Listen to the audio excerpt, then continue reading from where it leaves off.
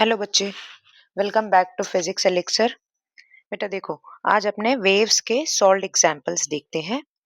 सबसे पहला क्वेश्चन है, given below are some examples of wave motion, state in each case if the wave motion is transverse, longitudinal और a combination of both. हमें बताना है जो मोशन है, चारों एग्जांपल्स में ए बी सी डी सब क्वेश्चंस हैं।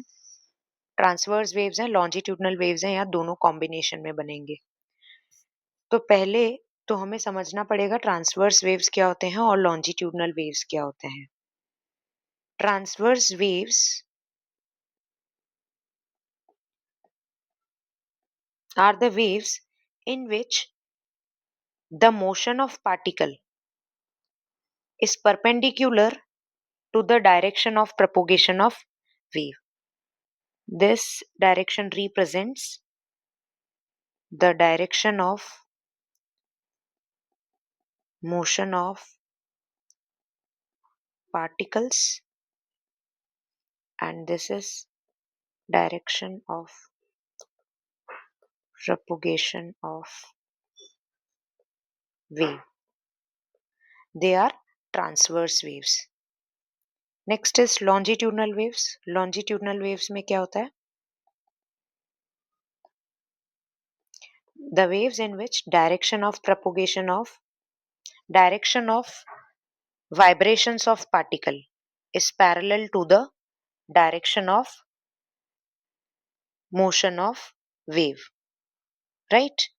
तो इस तरीके से हम कैटेगराइज करते हैं ट्रांसवर्स वेव्स और लॉन्जिट्यूडनल वेव्स को। तो अब सारे एग्जांपल्स में एक एक करके देखेंगे और समझेंगे कि कौन सी वेव्स ट्रांसवर्स है या लॉन्जिट्यूडनल है। A is motion of kink in a longitudinal spring produced by displacing one end of spring sideways. ये वाला स्प्रिंग जो है ये अपने ने देखा है ना? इसको स्लिंकी स्प्रिंग बोलते हैं।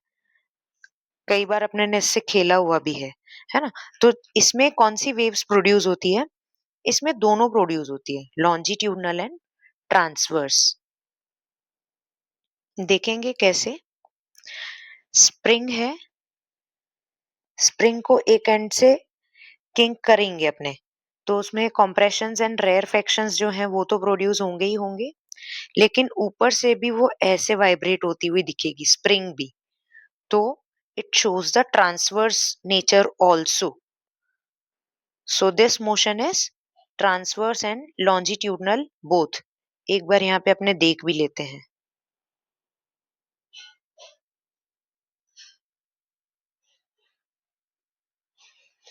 देखो यहाँ पे क्या है, स्प्रिंग में कॉम्प्रेशंस एंड रेयरफेक्शंस भी आएंगे, लेकिन ऊपर से वो अपने को ट्रांसवर्स कैरेक्टरिस्टिक्स भी शो करेगी।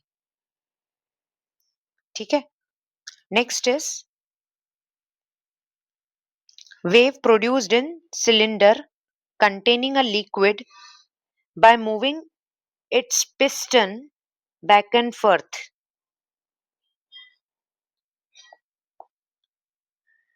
ये सिलेंडर है, लिक्विड फिल्ड है इसके अंदर, और इसका ये पिस्टन है। अब इस पिस्टन को अपने बैक एंड फर्थ मूव करेंगे कंटिन्यूअसली, तो क्या होगा, यहाँ पे अंदर लिक्विड में रेयरफेक्शंस और कॉम्प्रेशंस बनेंगे। ठीक है। तो ये कौन सा वेव हुआ? Longitudinal wave.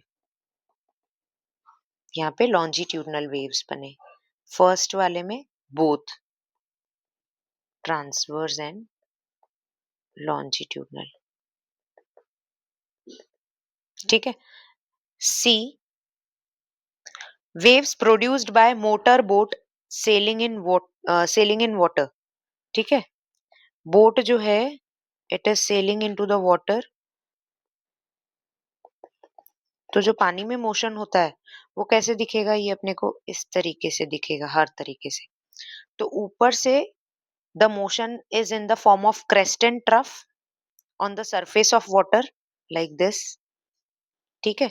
on the surface of water it seems to be in the form of crest and trough. तो ये कौन सा मोशन हुआ? ट्रांसवर्स नेचर शो किया, और नीचे, पानी के नीचे, यहाँ पे रिस्पेक्टिवली कॉम्प्रेशंस एंड रेयरफेक्शंस भी प्रोड्यूस होंगे। ठीक है, तो ये क्या हो जाएगा, sailing of boat on the water shows the characteristics of both the waves, transverse and longitudinal.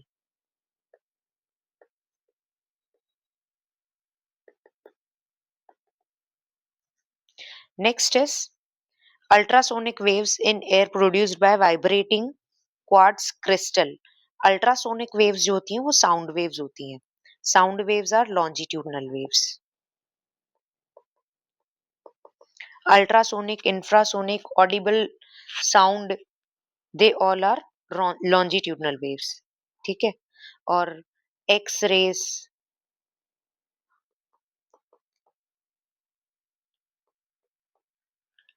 Microwaves, infrared waves, gamma rays, या विजिबल रीजन में जो अपने को इलेक्ट्रोमैग्नेटिक स्पेक्ट्रम मिलता है, ये सब क्या है, they all are transverse waves.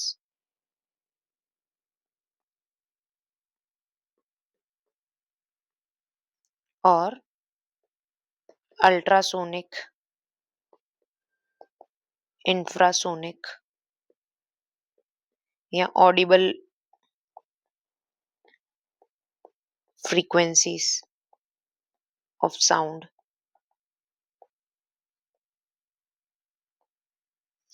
these are all sound waves, so they will be longitudinal in nature।